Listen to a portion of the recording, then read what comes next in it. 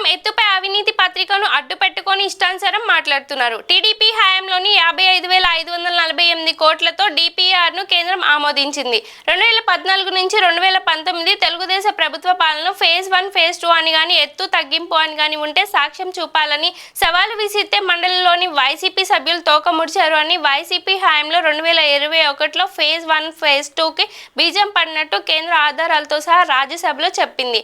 ఎత్తు తగ్గింపు diaphragm wall కు విధ్వంసం జగన్ పాపమే అని మంత్రి నిమ్మల రామానాయుడు అన్నారు. ప్రతిరోజు కూడా పోలవరం ఒక బ్యారేజీ, పోలవరానికి మరొక ద్రోహం, పోలవరానికి ఊరి అని ఇట్లా ఏదైతే ఈ యొక్క అవినీతి పత్రిక, అసత్యాల పత్రిక ఏదైతే ప్రచురిస్తూ ఉందో, నేను ఏదైతే మొన్న జరిగినటువంటి శాసన మండలి ఎన్నికల్లో కూడా చాలా క్లియర్ గా నేను మెన్షన్ చేశా. ఏదైతే తెలుగుదేశం ప్రభుత్వం ఆ రోజు 2014, 2019 5 సంవత్సరాల పాలనా కాలంలో ఎక్కడైనా పోలవరానికి సంబంధించి ఫేజ్ 1 అని కానీ ఫేజ్ 2 అని కానీ, పోలవరానికి సంబంధించి 41.15 మీటర్స్, పోలవరానికి సంబంధించి 45.72 మీటర్స్ అని ఎక్కడైనా డిజైన్స్ లో గాని, లేఖల్లో గాని, ఎస్టిమేట్స్ గాని, రికార్డ్స్ లో గాని, మినిట్స్ లో గాని ఎక్కడైనా 5 సంవత్సరాల తెలుగుదేశం పాలనలో ఎక్కడైనా ఒక్కసారి ఎక్కడైనా మెన్షన్ చేసినట్లే గాని ఎక్కడైనా ఒక్క సాక్ష్యం మీరు చూపించండి అని చెప్పి ఆ రోజు శాసన మండలిలో వైఎస్ఆర్సీపీ సభ్యులకు సవాలు విసిరితే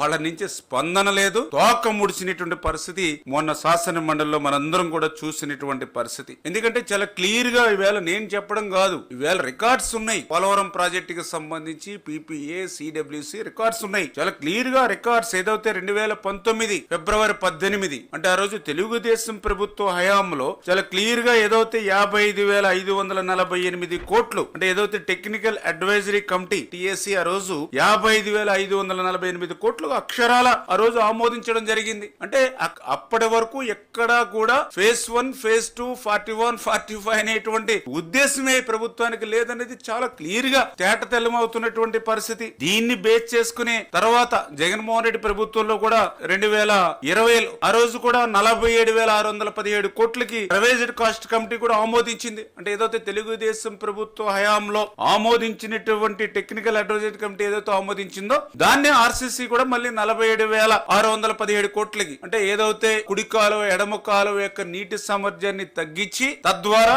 47,617 కోట్లకు ఆ రోజు ఆమోదించినటువంటి పరిస్థితి. అంటే చాలా క్లియర్ గా ఏదైతే పోలవరం ప్రాజెక్టు చరిత్రలో ఆ రోజు చెన్నారెడ్డి గారి దగ్గర నుంచి, రాజశేఖర రెడ్డి గారి దగ్గర నుంచి, లేదా చంద్రబాబు నాయుడు గారి దగ్గర నుంచి ఎక్కడ కూడా ఫేజ్ 1 ఫేజ్ 2 41, 45 అనేది ఎక్కడా లేదు అనే విషయం చాలా క్లియర్ గా తేటతెల్లం అవుతున్నటువంటి పరిస్థితి. ఇది నేను చెప్పడం కాదు, చాలా క్లియర్ గా ఏదైతే సమాచార హక్కు చట్టం, రైట్ ఇన్ఫర్మేషన్ యాక్ట్ కింద మరి ఎవరైతే కొంతమంది అడిగినటువంటి ప్రశ్నలకు సమాధానంగా పీపీఏ పోలవరం ప్రాజెక్ట్ అథారిటీ చాలా క్లియర్ గా స్పష్టమైనటువంటి సమాధానం లిఖిత పూర్వకంగా ఇచ్చినటువంటి పరిస్థితి కూడా మొన్న మనం చూసాం. చాలా క్లియర్ గా నిజంగా ఆయన 1924లో సంపద సృష్టించి ఉంటే ఎందుకు 2019-24లో 9 సార్లు కరెంటు ఛార్జీలు పెంచవలసినటువంటి పరిస్థితి వచ్చింది?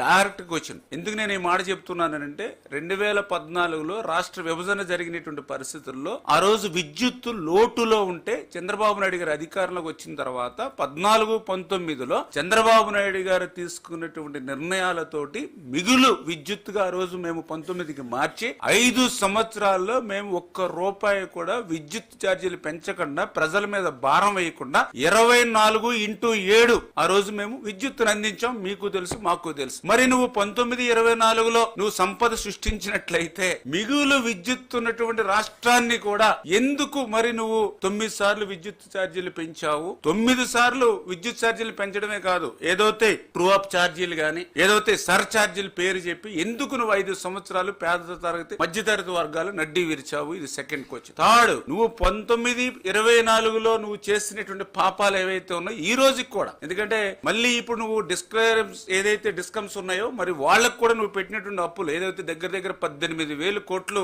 నీ అప్పులు కూడా ఈ రోజు ఇంకా మమ్మల్ని వెంటాడుతూ ఉన్నాయి. అంటే నీ వారసత్వంగా నువ్వు నిజంగా సంపద సృష్టించుంటే ఆ సంపదని వేళ ప్రజలకు మేము డిస్ట్రిబ్యూట్ చేసి ఉండేవాళ్ళం. కానీ నువ్వు సృష్టించింది అప్పులు సృష్టించావు. 18,000 కోట్లు ఈ రోజు డిస్కమ్లకు అప్పులు పెట్టావు. అందుకే మొన్న మొదటి విడతగా 5,000 కోట్ల రూపాయలు మళ్ళీ రెండో విడత మూడో విడత కూడా ఇంకా వేచి చూస్తున్నటువంటి పరిస్థితి నీ అప్పులు. అంటే నీ వారసత్వంగా ఈవేళ ఆంధ్రప్రదేశ్ రాష్ట్ర ప్రజలకు ఇచ్చింది అప్పులు. ఇంత క్లియర్ గా మరి అందుకనే నేను చెప్పాను అబద్ధాల బ్రతుకని.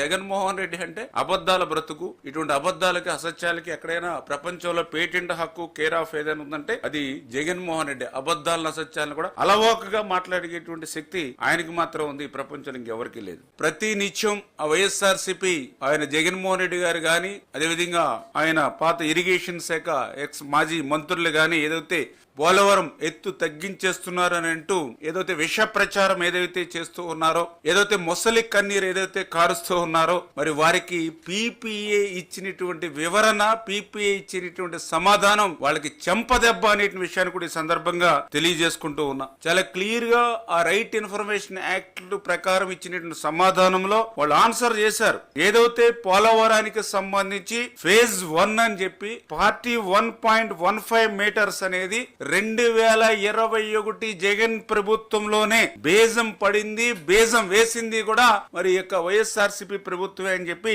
దానికి సంబంధించినటువంటి ఉత్తర ప్రత్యుత్తరాలు ఏవైతే ఉన్నాయో అన్ని కూడా రైట్ ఇన్ఫర్మేషన్ యాక్ట్ లో మరి ఆ యొక్క సభ్యుడు అడిగినటువంటి ప్రశ్నలకు సమాధానాలు ఇచ్చినటువంటి పరిస్థితి చాలా క్లియర్ గా వాళ్ళు మెన్షన్ చేశారు. అందులో ఏదైతే పోలవరం ప్రాజెక్ట్ కి సంబంధించి 45.72 ఎత్తు కాకుండా 41.15 మీటర్స్ ఎత్తుకే నీళ్లు నిలబెట్టడం అనేటువంటి ప్రతిపాదన మరి ఏదైతే ఉందో మరి అది పంపించింది జగన్మోహన్ రెడ్డి ప్రభుత్వమే అని కుండ బద్దలు కొట్టినట్టుగా ఆ యొక్క ఆన్సర్ మరి పీపీఐ ఇచ్చినటువంటి పరిస్థితి చాలా క్లియర్ గా ఆ రోజు జగన్ ప్రభుత్వమే 41.15 మీటర్లకి ప్రధాన డ్యామ్ లో మరి ఎత్తుకు నీటి నిల్వ పరిమితం చేయడం అనేది నిర్ణయం ప్రతిపాదన కూడా తీసుకున్నది కూడా జగన్ ప్రభుత్వమే అని చాలా క్లియర్ గా పీపీఐ ఆ యొక్క రైట్ ఇన్ఫర్మేషన్ యాక్ట్ లో సమాధానం చాలా క్లియర్ గా ఇవ్వడమే కాదు దానికి సంబంధించినటువంటి ఏవైతే పేపర్ డాక్యుమెంట్స్ అంటే డిసెంబర్ 21, జనవరి 22, మే 23, జూన్ 23, జూలై 23,